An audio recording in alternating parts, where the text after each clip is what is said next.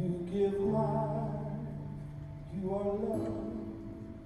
You bring light to the darkness. You give hope, you restore every heart that is broken.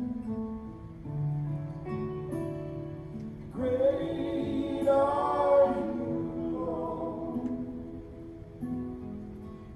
It's your breath in our lungs, so we pour out our praise, pour out our praise. It's your breath in our lungs, so we pour out our praise to you only.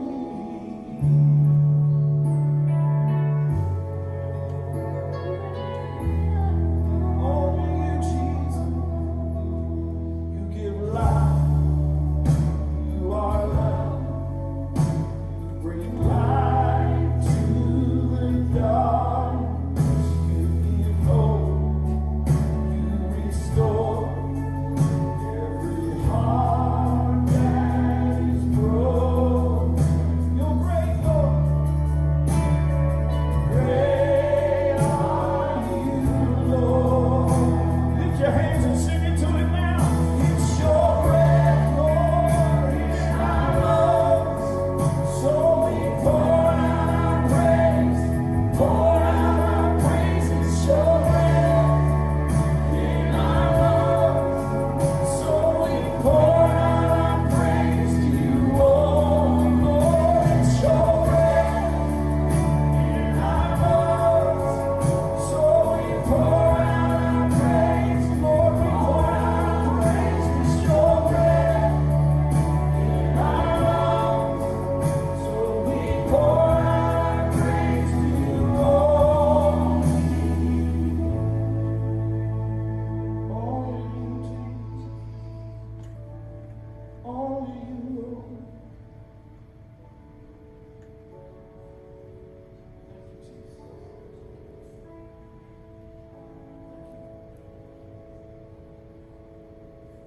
And all the earth will shout your praise.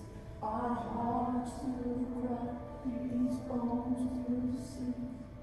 Great are you, Lord. All the earth will shout your praise. Our hearts will cry, these bones will sing.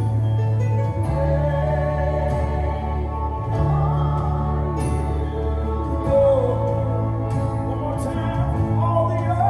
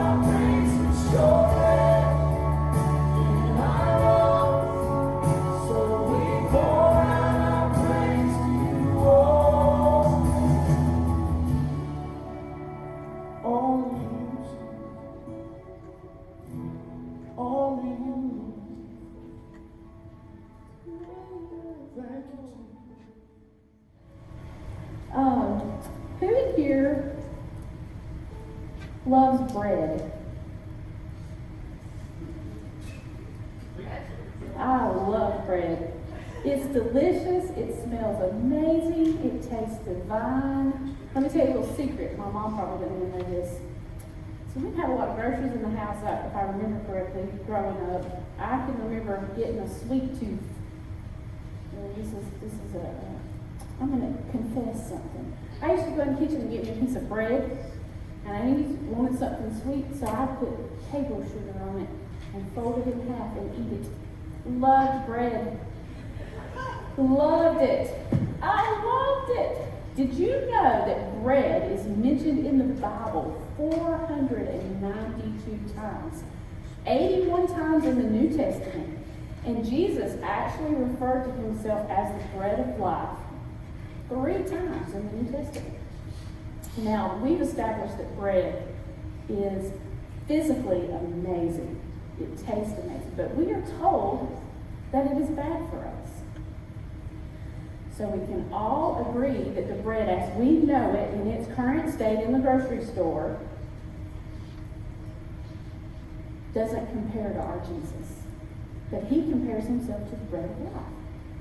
Commercial bread is full of carbs, it's fattening, it has a negative effect on our blood sugar, and some of us have allergies in the form of gluten. So how did this happen? How did this bread that God said he's the bread of life become such a negative food source for us? Wheat has been altered and manipulated. So we're going to talk a lot about wheat because it is one of the main components of bread. So since the beginning of time, people have been sifting away the bran and the germ to make what we know as white flour, what you see on the grocery shelf. Proverbs 23, 1-3 says, "When you sit down to eat with a ruler, consider carefully what it is before you, and put a knife to your throat if you are a man given to appetite. Do not desire his delicacies, for they are deceptive food." It's a pretty harsh statement in the Bible. So the wealthy people, or the kings, or masters here in the States, had servants or peasants, and they made what they call peasant bread or harvest bread. So what they did, they would sift away the grain and germ, and we'll talk more about grain and germ and endosperm in just a second. And they would take that remnant and they would make their own bread. The white flour, which is also the endosperm, would be made to make the rich people's bread. And what they found throughout history is that the people that consumed the harvest bread or the peasant's bread lived longer, they were much healthier, and the wealthy people had a host of health problems and died a lot earlier. So let's talk about the anatomy of bread. So bran is the hard outer covering, and it contains dietary fiber, vitamin B's, all of them. It's specially vitamin, riboflavin, and niacin. I'm probably slaughtering these words, but B6, magnesium, phosphorus, zinc, iron, and manganese. Got that from your class. It also contains protein, fatty acids, and beneficial antioxidants, and phytochemicals like phenolic compounds. The germ contains B vitamins also, such as folate, vitamin B6, vitamin E, and minerals, such as zinc, magnesium, phosphorus, selenium, y'all heard a lot about selenium lately, and potassium. Also, it contains essential amino acids, antioxidants, and other phytochemicals. It provides polyunsaturated fats and small amounts of monosaturated and saturated fats. So let's talk about the endosperm. With the bran and germ pulled away from it, that's what you're left with, is the endosperm, which would be the equivalent of an egg white, because all your nutrients are in the yolk. So it contains carbohydrates as well as small amounts of protein and small amounts of vitamins and minerals. And it makes up about 75% of the wheat berry and contains a lot of starch, which increases the absorption of fat, so more is stored in the body. Thank you. So whole and complete grains have a lower glycemic index and result in fewer blood sugar spikes. So if you ate bread that was whole grain, it may help you keep you full longer, keep you satisfied. And whole wheat, the other good thing about whole wheat berries is that they are very storable. Like for years, if kept correctly. And it's not hard. You gotta seal them and keep bugs out of them, basically. Which God provided for his people in the Old Testament during famines. So flour is commercially made bread. In commercially made bread is just made from the endosperm, which I said earlier. So in the U.S., I'm going to get off these notes because they're messing me up. In the U.S., historically, bread was made in the home.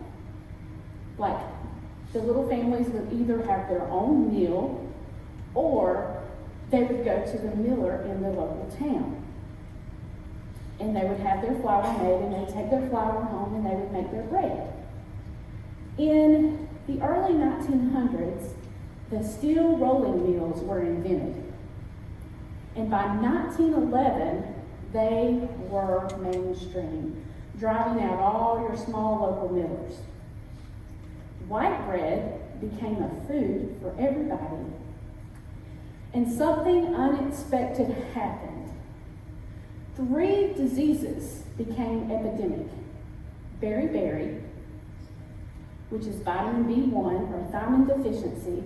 It caused partial paralysis, weakness, mental confusion, and a fast heartbeat. Digestive issues, and even death. And then you have pellagra, which is also a thiamine deficiency, and it caused what they call the 4 Ds: diarrhea, dermatitis, dementia, and even death. And then anemia, iron deficiency, which we all know what anemia is. It can cause dizziness, arrhythmias, shortness of breath, headaches, chest pain, and paleness, and even cold skin. So officials were like, what is going on? Why are all these people so sick? And it actually, the first documented pellagra case was in Atlanta, Georgia. Just so you know. So the South was hit really hard by this. They traced it back to the mills. So what they were doing in the mills is they were separating out the bran and the germ, and then they were selling the endosperm as the flour. Well, all your nutrients that God provided are in the bran and germ. And they were selling the bran and germ to the cattle feed industry. And so the government was like, we really need you to put this back into the flour. And they said, no, absolutely not. It's too lucrative for us to continue, for us to put it all back. So, in the grocery store, when you buy a bag of enriched flour, they're not doing you any favors by enriching it. They agreed to put 3 of the B vitamins back into the flour along with iron. And that kind of put a lid on the pellagra and the beriberi and some of the anemia. And then, 1948 is how long it took them to put this stuff back into the bread, or into the flour. And then it was 1998, after they decided that the lack of folate in the bread was causing major birth defects. And it was 1998 before the government made them put folic acid back into the bread, into the flour. But the thing about these vitamins that they put back in the bread is they're all synthetically made, and our bodies don't process synthetically made things very well. Only God can make what goes in our bodies. But it seemed to help,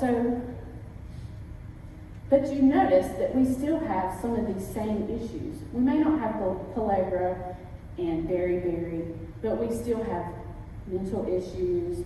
People are still having problems with their skin. People are still having problems with their GI tracts. Things are just not the way they should. So the bread in stores today is absolutely not what Jesus compared himself to. Not at all. It has been stripped of everything that God put in there for us. And it is actually making us sick and fat, and some of us are even crazy from it. In Isaiah 55:22, it says, "Why do you spend your money for what is not bread, and your wages for what does not satisfy? Listen carefully to me and eat what is good, and let your soul delight itself in abundance." Haggai 1:5-6, "Consider your ways. You have sown much and bring in little. You eat, but you do not have enough. You drink, but you are not filled with drink. You clothe yourself, but no one is warm. And he who earns wages to be put in a bag with a hole." So we're buying bread that is not healthy for us. We're wasting our money, our time, our effort. But I have good news for you. Physical bread from freshly milled flour, and I'm not telling you to all go out and buy mills and start making your own flour, because that's a huge commitment. I love making bread, I love milling my own flour, but some people just don't have time to do all of that. But we've seen today that bread made with freshly milled flour can help with all these skin issues, can even help you lose weight, it helps with blood pressure, it helps with digestive issues, the list goes on and on. Because it has the essential nutrients that our body needs. It is almost a perfect food. That's why they could survive on the manna in the Old Testament, because it is almost a perfect food. It's missing a couple of things that we get from other places, but as a whole, it is perfect. God gave us the gift of bread, and he gave us Jesus. The comparison is clearly seen in John 6:35. "I am the bread of life. Whoever comes to me will never go hungry, and whoever believes in me will never be thirsty." Are you hungry for Jesus? Is Jesus your bread? Is he your source? Is he your complete? Is he complete for you? He is our source of healing, peace, joy, strength. He is our everything. And he has provided for his children. So I challenge you today to search your heart and examine how you define Jesus in your life. Is he like the empty loaves of bread in the grocery store? Or is he the freshly milled bread teeming with life and healing? I want all of him. I want the bread of life in my life. And starting, I'm out of notes, so here we go. Holy Spirit. I want the complete Jesus.